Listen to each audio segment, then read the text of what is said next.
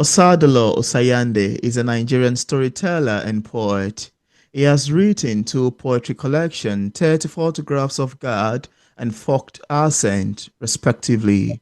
He won the Brigette Poirson Poetry Contest 2020, was shortlisted for the Albert Junger Poetry Contest, and shortlisted for the esteemed Babishai Niwe Poetry Prize 2017. His works have been published by journals such as the African Writers and Kalahari Review. He is a co-founder of the Sande Poetry Prize, a poetry contest aimed at encouraging the art of language and poetry among emerging Nigerian poets worldwide. Through his work, it strives to shed light on how to remain preserved in the world step in the drawbacks of transactional relationship and how to ultimately arrive at the full stature of authentic self-esteem. His most recent poetry collection, Forked Accent, examined the dynamic between accent and confidence. Forked Accent explored the histories carried by accent and the need to preserve them. Through Forked Accent, he hoped to encourage people to speak more authentically and bravely. And in today's episode of Auto Interview, it's my utmost pleasure, joy and excitement to have on the show today, Osadolor Osayande. How are you doing today, Osadolor? Lovely to have you on. I'm splendid, honestly, and I'm so thrilled to get to meet you, Peter, and I'm just so excited to talk about this book, Forked Accents, that's Yeah. very dear to my heart. Oh, Yeah, that's amazing to know. I love that statement.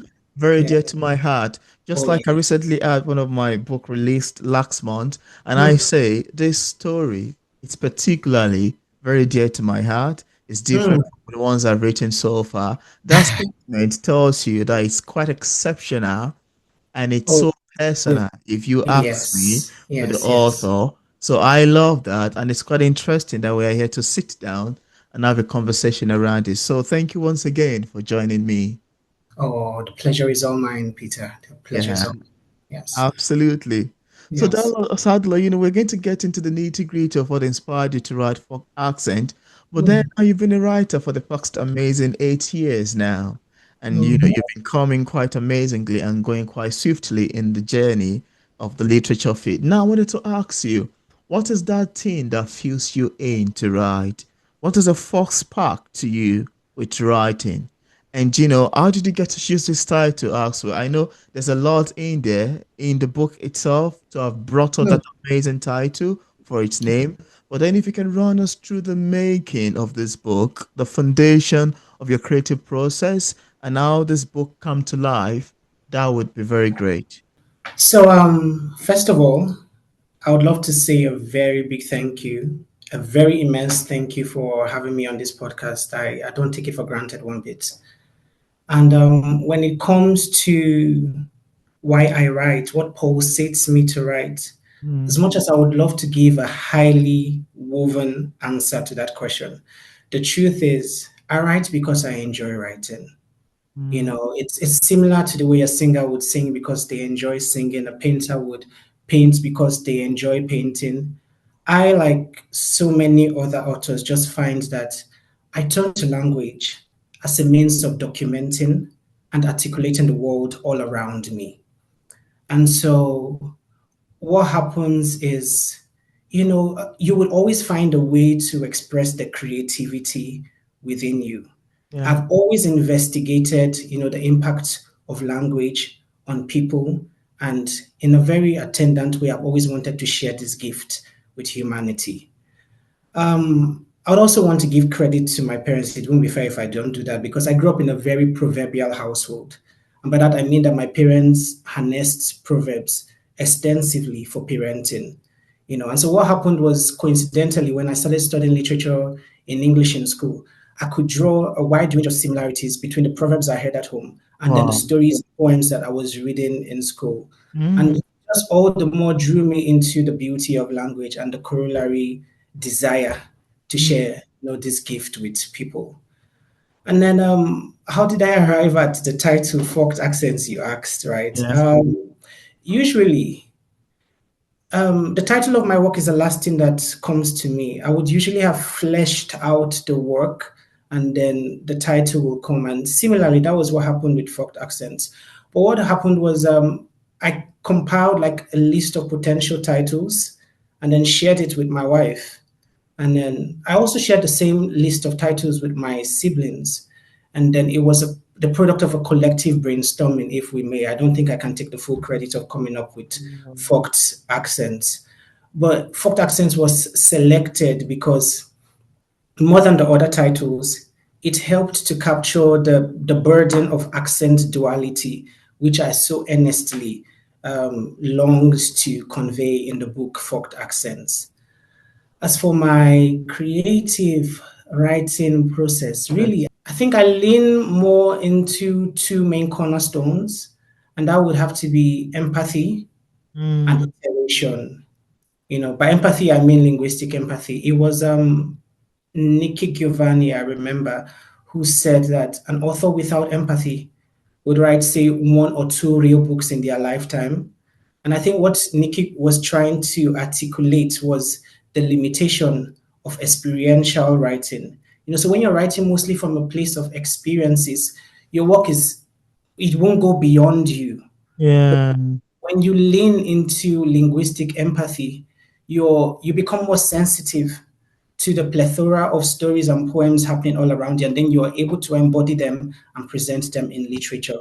So Mm, I lean hugely into linguistic empathy. And then for the other arm of my creative writing process, which is iteration, yeah.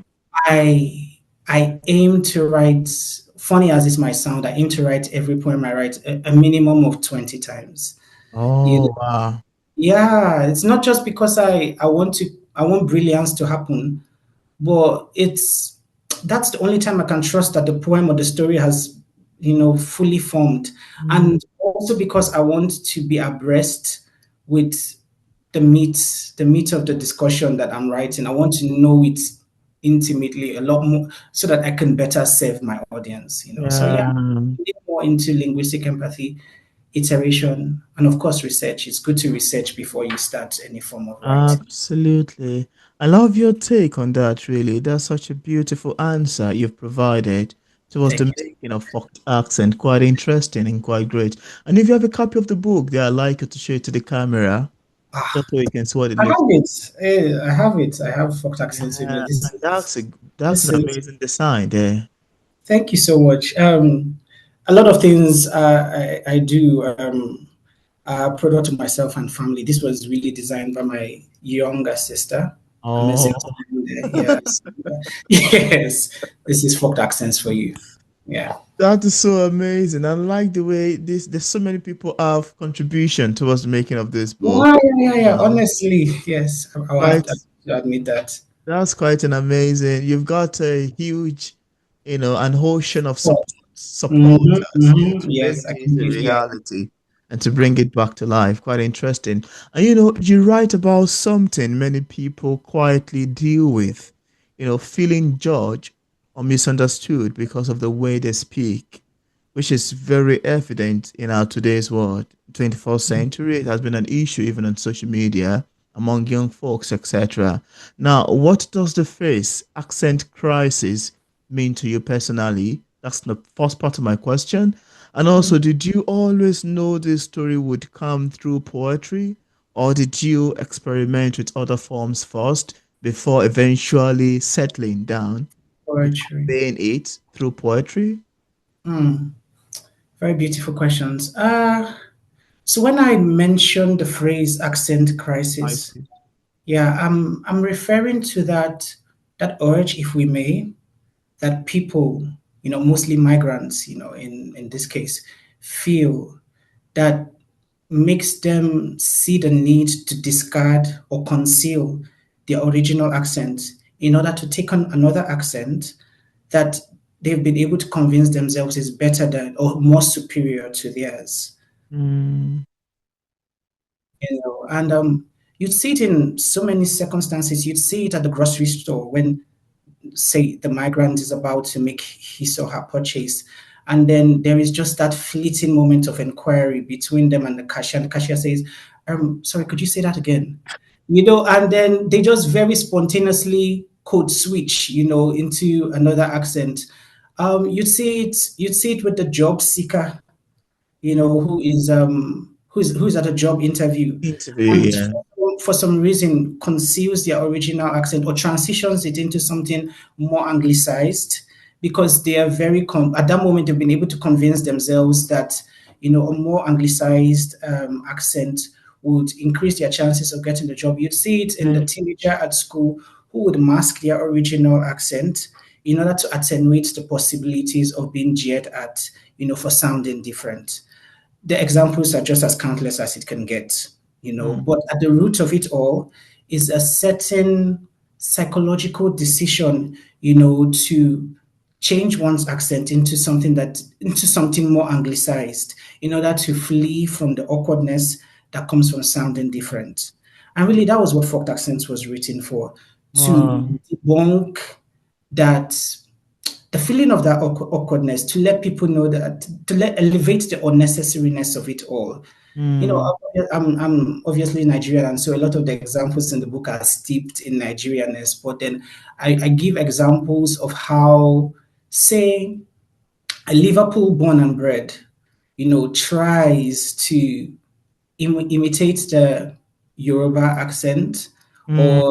or the Edo accent or the Igbo accent for the survival of it. As a Yeah. Nigerian, you would hear this, and you would acknowledge the effort, but you would know right away that No. this is not it. Now flip the tables around. As a Nigerian, I think, in fact, it's the truth. The same thing happens when you try to imitate, say, the Hall or the Birmingham accent for the survival of it as well. The truth, what Mm. a lot of us don't know is, very innocently, we sound just as hilarious, but it is what it is, and really that was why I wrote Forked Accents. That was what Mm. goaded me all the more to write Forked Accents, to elevate the consciousness around all of this. And the Mm. flanking question you asked was about whether I always knew it was going to come to me through poetry. The answer, Poetry. yes, the answer is a big yes. I don't know. From the moment I started writing the book demanded poetry from me. You Mm. know, it was evident to me from the onset that it needed the the language of directness and urgency. It's. That um, I won't say is not replicated in other genres, but poetry kind of does it the most. Mm. That Oh, language of wow. directness and urgency. So I knew Yeah. from the onset, Mm. Yeah, I love your take on that because recently I think I got a message. Somebody sent in that I love the fact that you have to tell the story of Kohame. It reads like prose, like you're writing a short story, but it was Hmm. conveyed through narrative poetry. And I think poetry was just the perfect form to tell the Hmm. story. And I was like, Yes. yeah, I once tried writing a short story, but something within me and in the book feels Hmm. awkward. And I just thought to myself, I think I need to switch Hmm. back to poetry because Yes. there is something exceptional. Then I think I did make a post on our P English Literature group on Facebook, and I said I'm not trying to speak low of novel writing or of short story. They are all fantastic and were very great. But when it comes to poetry, there is something particularly distinctive about poetry I that completely makes agree. it stand out in our genre. And I just for this particular story, there's no better way to tell it than Yes. through poetry. Poetry. So I Hmm. love your take on that, and I love your take Yes. on the folk accent, the making of it. Quite amazing and Thank quite you so great, much. really. Yes. Thank you so much. Very great answers to these beautiful questions. Thank you so much. Absolutely. I also Thank wanted you. to ask you, how can people establish the balance between societal assimilation and accent authenticity? And also, which poem in this collection is your favorite, or would you say is your most preferred? This is a very beautiful question you've asked. Really, because there are some questions that are best examined with another question. Yeah. And so when you ask me how we establish the balance between societal assimilation and accent authenticity, I think the Mm. question that helps us examine this question is, do we best establish the balance between societal assimilation and accent authenticity when we allow people optimally be the most original versions of themselves? And I'd love to think that originality always pays, so that really the drawback that happens when I, for instance, conceal my accent, it's also on the possible expansion of the vocabulary development of my host society. And so English language, more than so many languages in the world, boasts of more synonyms than, so many other languages in the world. In a lot of languages, you'd have, what do I find now? Say, for instance, friend. For Mm. so many languages, friend is friend. Well, in English language, for friend, you could choose to say buddy, you could choose to say pal, you could choose to say companion, and all of this is highly attributable to the fact that at some point in history there was, the infusion of other words from other languages Mm. into English language, and you have words like Bungaloo. Today, that is a very consolidated English word, but if we're being honest with ourselves, it is of Indian etymology. If we Mm. have words like chocolate, that's another very consolidated English word, but it is of Spanish etymology. Now, if I were to translate that to my Nigerianness, for instance, the Mm. attendant question would be, don't I also deprive the possible expansion of the vocabulary of my host society when I, for instance, mask or rather conceal from my society that instead of saying sir, you have the option of saying oga, for Mm. instance, So yeah, this is really to bring us back to, the examination of that question which you so beautifully Mm. articulated. How best do we establish the balance between societal assimilation and accent authenticity? I think it is really by allowing people be the most original versions of themselves. Themselves. Yes, so Mm. yeah. And I think you also asked which of the poems in the book is You'd my preferred favorite. more, yeah. You know, I'm laughing because I didn't know this day would come in the sense that you have to permit me to use some of the words of Chinua Achebe here. Okay. Chinua Achebe was once asked not which of his poems, which of his books that he'd ever written was his favorite. And Mm. very astutely, he said that that's very much like asking a father which of his children is his favorite. Yeah. Yeah. I Yeah. feel like having to choose from one of the story poems rather in the folk accents is similar to that. However, I do admit that I have a soft spot for Oya, one of the poems in the book, really because it's slightly biographical. Oh. A friend of mine, a Moroccan friend of mine, who at the time when he was hanging out with I and my fellow Nigerian friends, Yeah. he would just be amazed at why our sentences were riddled with a lot of Oya. Oya, open the door. Oya, let's go out. Oh, yeah. And then exactly. And then he was like, "What is this Oya thing you people keep saying? Is this someone's name?" And Oya, by the way, is and I did explain to him that Oya, by the way, is really just one of the ways Nigerians place an exclamation mark at the beginning of a sentence. Yeah. And I could see he still didn't quite get it. But then I just found it really interesting that something that just was so easily Casual. accessible to me, was absolutely alienated from someone else. Mm. And it just inspired me to put that to writing. And so, yes, I have a soft spot for the poem Oya, but I don't know if Mm. it's my favorite. I just know I have a soft spot for it. Wow, that's quite a beautiful one, really, to be frankly speaking. I love your take on that. And I was going through some of your lovely feedback on the book so far.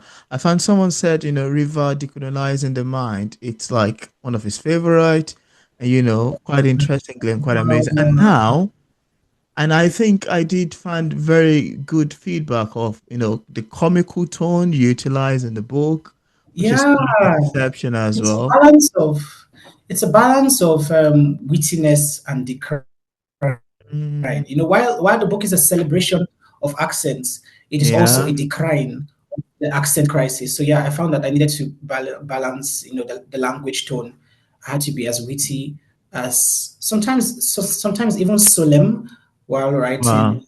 So yeah, so I'm That's so happy. I'm so happy someone else's favorite is River Decolonizing the Mind. That's another book I and that's enjoy. an amazing title even. I'm sure that's for a particular poem in the book, right? Yes, yes, yes. That Mm. was it was inspired by the late Ngugi wa Thiong'o of blessed memory. Oh, oh, He too also wrote extensively about decolonizing language in Africa, and somehow that was me paying homage to his influence in my life. interesting. That's Yeah, amazing. That's yeah. amazing.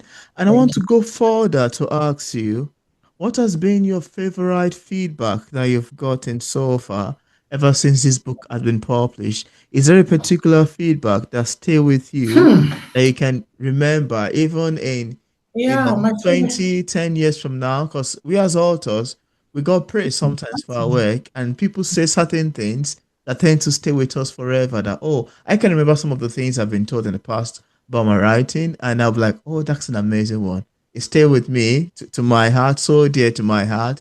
And now, if you have any feedback so far that you love the most, that you find to be quite memorable about, fucked accent, we'd love you to share with us. So my favorite feedback so far, it's not a very. It wasn't very worded, but I think it really was because it came from an Indian. So I'm a Nigerian author basically, and really I see the world through Nigerian eyes.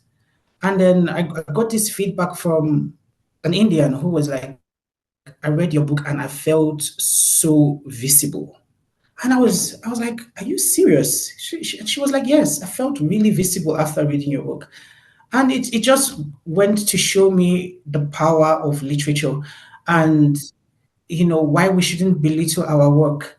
You really don't know who you would impact out there. In my head, a lot of times I thought it was just me and family that were going to read forked accents, Mm, but I've really been amazed by the expanse of the audience that has read it so far. I remember that day I was like, I thought she was joking for a while, but when she mentioned the poem in the book, that I think it was Indian obelisks. I think, yes, that was. She was like, when I read that poem, I felt so visible, and I went home literally replaying the comments in my head over and over again. I was like, mm, I needed somewhere to pinch me and bring me back to life. Yes, that yeah, was that was it. Really, because of who it was coming from. yeah, and I love you. I love your explanation of, you know, um, of the making of this book. You mentioned like take for instance you're in a grocery store and you don't Mm, you want to avoid being said, can you please repeat that, etc. That is not mm, even about that. There are mm. other scenarios where people get laughed at because of how they speak, and that's the Yes. most craziest and unacceptable method that I've found so far. It happens in Mm. high school, especially if you're like an immigrant in Yes. high school, like Yes. predominantly foreigners, etc. And I Mm. think I've once experienced this in a bus of Really? how an Indian guy was trying to explain to a driver, so the driver was not hearing what he was saying. I was Mm. behind him, so I could see some people laughing inside the bus, but they are young people, they are like children, basically. Yes. So I now had to tell the driver that, okay, yeah, this is what he was saying. Yeah, so I Mm. heard all they were saying, but Mm. it's funny how people get to laugh. And to be frankly speaking, it's not good to be laughed at. It makes you feel No, kind of I know make you it's not. feel It's quite not. a very, very awkward. Yes. Mm. So it's having a book like this is really important. It helps you feel valued and visible, just like that person mentioned. Yes. It is really, really important. Yes, I That's very completely. good. You've created something quite universal, something quite dynamic, because it's not just I think it's a book that pertains to every single person, irrespective of wherever you live in, you Oh know. yes, yes, yes. I completely agree, and that was one of my aims while writing it. I wanted it to be as global. At first, Yeah. I started it right. I started off writing, from a very Nigerian backdrop. It still does have a very Nigerian backdrop, but that's what migration did for me. Something very profound. It helped me expand, in a way, my brotherhood. And I was able to appreciate the world through Indian eyes, through Bangladeshi eyes, etc. Through UK eyes and all that, and create a space where people's accents could be celebrated in literature. I love that. That is very Yeah. impressive. That's an amazing work you've created. Quite unique. I'm not sure I've ever found or come across something like this before. So it is really unusual and quite exceptional. So I'll say Yeah. congratulations on that. Thank you so Very much. big one. Yeah. And Thank you. Sadalo, there is such a global relevance to what you're writing about. Why Hmm. do you think accent carries so much weight in how people are seen or valued? And actually, this reminds me of a particular poem I found on IG of, I'm not sure if you've read about this, to the girl in English class, recited, I've forgotten the name of it's performed by a lady poet, and Wow. it's about English as well. It's about accent as well. And one of the lines that she said that really stuck with me is the fact that and my accent is my identity. It is my Hmm. mother tongue. It tells the story of where I came from, and I'm not going to beat that for something else. So there's such beauty to that. But then I wanted to say that there's such a global relevance to what you're writing about. And why Yeah. do you think accent carries so much weight in how people are seen or valued? And also, how do you feel African writers and poets are changing the global narrative about language and identity? That's going to be an interesting one for you to answer. Yes, yes, and a very heavy one, I would admit. Really, because I don't think we can ever overemphasize the weightiness of accents. Mm, Really, because accents form a major filament in this fabric of what we call language. And language is always happening. Language is what is happening between you and I right now. It was Toni Morrison, again, one of the most important authors to have ever done this thing called authoring, called writing, who said while receiving the Nobel Prize in Literature that language might just be the meaning of our lives. mm, And while I might not completely agree with that, I extensively agree with it. mm, And your question is just so key because, in a way, it feels like a paraphrasal, mm, a paraphrasing of a question that I have very frequently received from readers, which is it that deep? Some people ask me, like, come on, this accent crisis, you've written a beautiful book, but is it that deep?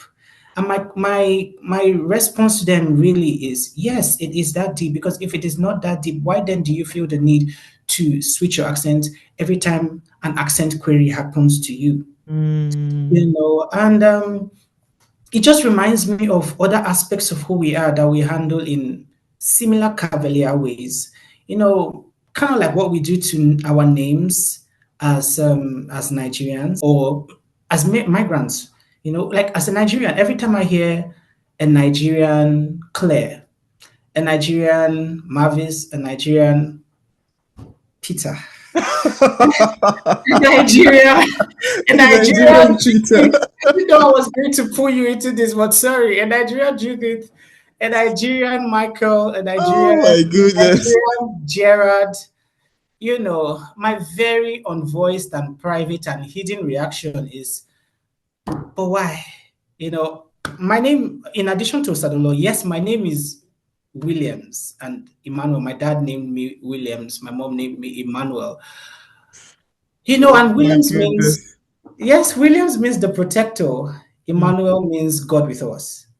But growing up in my head, a lot of times I was really like, surely there had to be an Edo name that connoted the protector. There had to be an Ishan name that also connoted God with us. That's Williams and Emmanuel, respectively. But Mm. I'm very big on the honor that parents should be given, and so that's why the names still stay with me. Yeah, I know the names were given to me lovingly, and so yeah. that's why the names are there. This is not so that we don't prevaricate much, this is not about names. Let's stick to accents. But I just said that to offer more context to what we're discussing about, really. Yeah. Our accents carry stories, they carry histories, they carry legacies, all worthy of honor. Mm, I believe that every time I speak, I should invite people into the truth of who I am. If I open my mouth and speak, and then people think that I'm from Finland, or I'm from Denmark, or I'm from France, instead of thinking that I'm from Nigeria, I've invited people into the falsehood of who I am, and that's not good.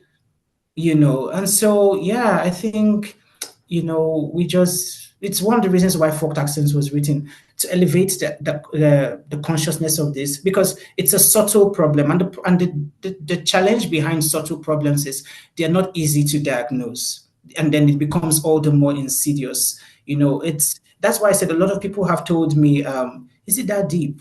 But then after the conversations, they realize that it's deeper than they could even have mm, known.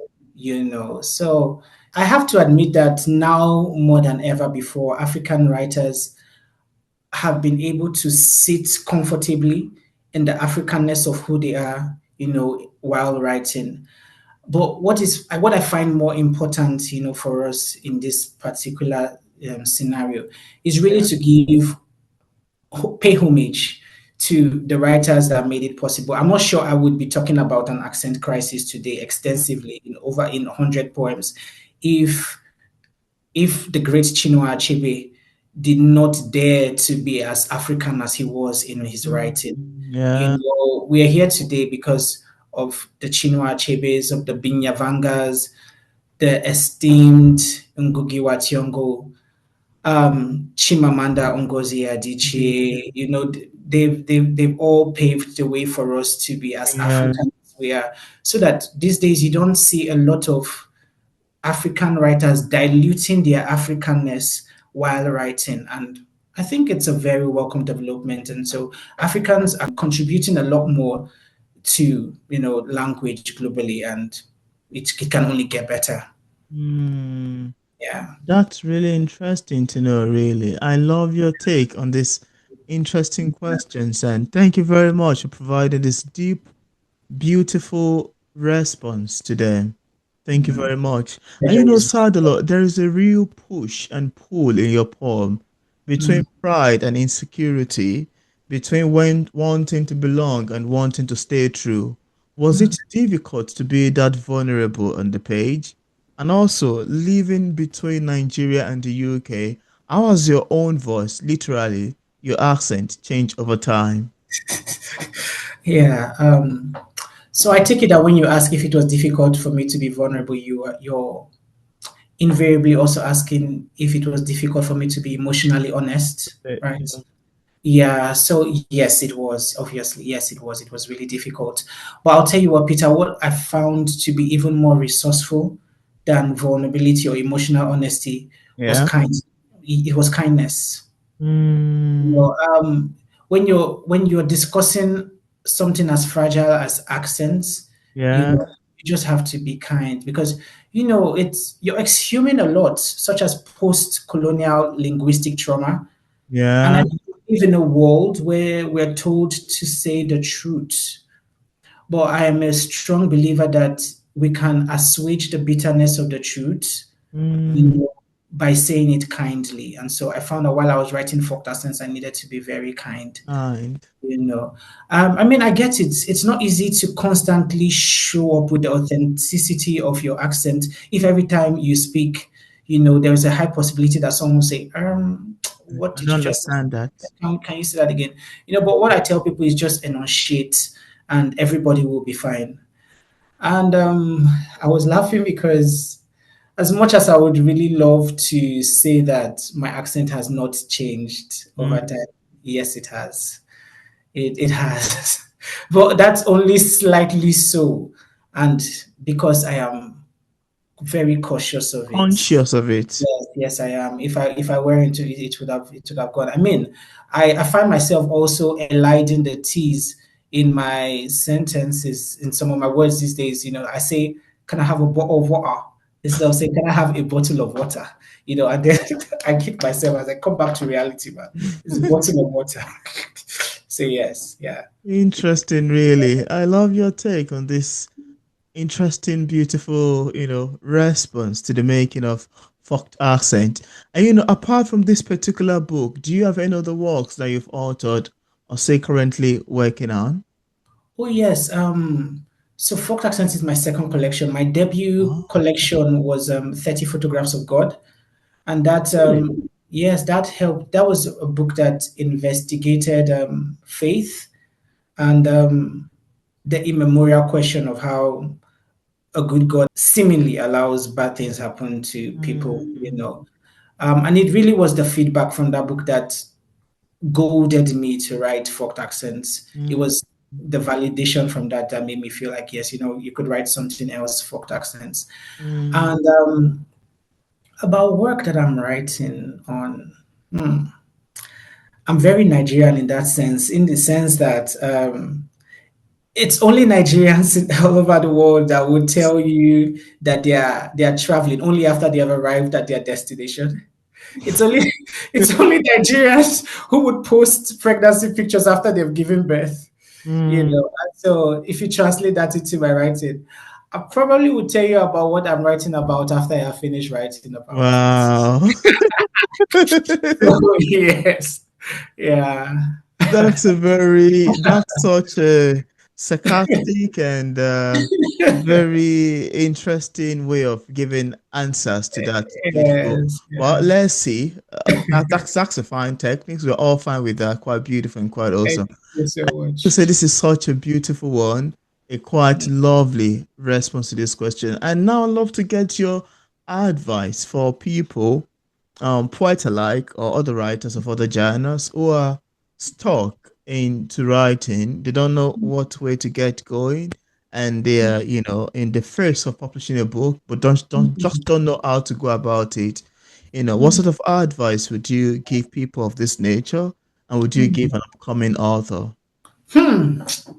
If I told any upcoming author that the journey towards becoming published was anything short of cumbersome, I would be a terrible and wicked liar.